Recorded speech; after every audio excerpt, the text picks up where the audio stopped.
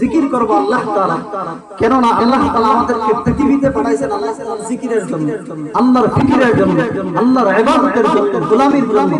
অযথাই অনর্থক নিষ্প্রয়োজনে আল্লাহ তাআলা পৃথিবীতে পাঠাইতে আল্লাহর জিকিরের জন্য আমাদেরকে পাঠাইছেন খলিফা বানাই। আল্লাহ তাআলা কোরআনে আয়াত নাযিল করে বলেছেন, আল্লাহ তাআলা কোরআনে আয়াত নাযিল করে জানায়া দিয়েছেন, আল্লাহ বলেন আফাহাসিবতুম আন্নামা খালাকনাকুম আবাসান ওয়া আন্নাকুম ইলাইনা লা তুরজাউন। আল্লাহ বলেন পৃথিবীর মানুষেরা রে, তোমরা কি মনে করেছো আমি আল্লাহ তাআলা তোমাদেরকে অযথাই অনর্থক পৃথিবীর মধ্যে পাঠাইছি?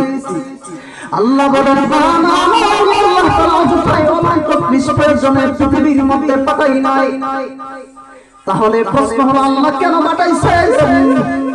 আল্লাহ তাআলা কোরআনের আরেক আয়াত নাযিল করে জানায়া দিয়েছেন, আল্লাহ বলেন ওয়ামা খালাকুতুল জিন্না ওয়াল ইনসা ইল্লা লিয়াবুদুন।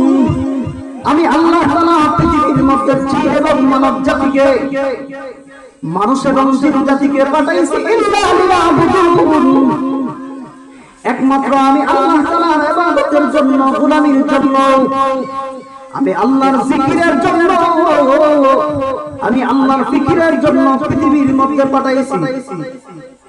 তোমরা জিকির করবে আমি আল্লাহ, গোলামি করবে আমি আল্লাহ। আর এই পৃথিবীর মধ্যে যা কিছু দেখতেছো এই সবগুলোকে আমি আল্লাহ তাআলা তোমাদের জন্য বানাইছি। আল্লাহ বলেন পৃথিবীর মানুষেরা রে, আসমান আমি আল্লাহ বানাইছি মানুষের জন্য, জমিন আমি আল্লাহ বানাইছি মানুষের জন্য, পাহাড় পর্বত নদী নালা খাল-বিল আমি আল্লাহ বানাইছি মানুষের জন্য, চন্দ্র সূর্য আমি আল্লাহ তাআলা বানাইছি মানুষের জন্য। যদিও পৃথিবী থেকে চাকতে দেখা যায় একটা প্লেটের মতো, কিন্তু বিজ্ঞানীরা বলে এই যে আমরা চন্দ্র সূর্যকে দেখি এটা এত ছোট না। বিজ্ঞানীরা বলে এই পৃথিবী থেকে 9,30,00,000 মাইল উপরে সূর্য, কেমন বড় জানেন কি? বিজ্ঞানীদের ভাষা অনুযায়ী এই পৃথিবীটা যত বড় 210 মিলে একটা পৃথিবী, আমাদের পৃথিবী বা তার চাইতেও বেশি হতে পারে। বিজ্ঞানীরা বলেন আসমানের মধ্যে যে সূর্য দেখা যায় না, এই সূর্যটা পৃথিবীর চাইতে 13 লক্ষ গুণ বড়। সুবহান! একটা সূর্য চিন্তা করা যায় আল্লাহ তাআলা এত বড় সূর্য মানুষের জন্য বানাইছেন, আমাদের জন্য বানাইছেন। আল্লাহ বলেন কুল কায়নাতের সব আমি আল্লাহ তাআলা মানুষের গোলামের জন্য বানাইছি।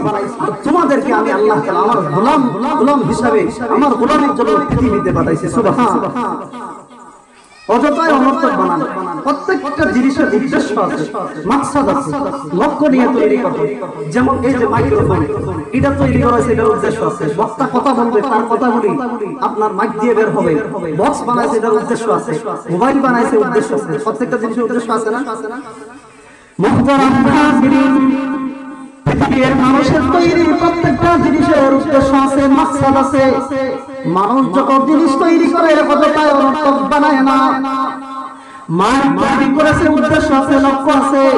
লাইট তৈরি করেছে আলো দেওয়ার জন্য, ফ্যান তৈরি করা হয়েছে বাতাস দেওয়ার জন্য, এসি তৈরি করা হয়েছে গরমের সময় ঠান্ডা, ঠান্ডার সময় গরম।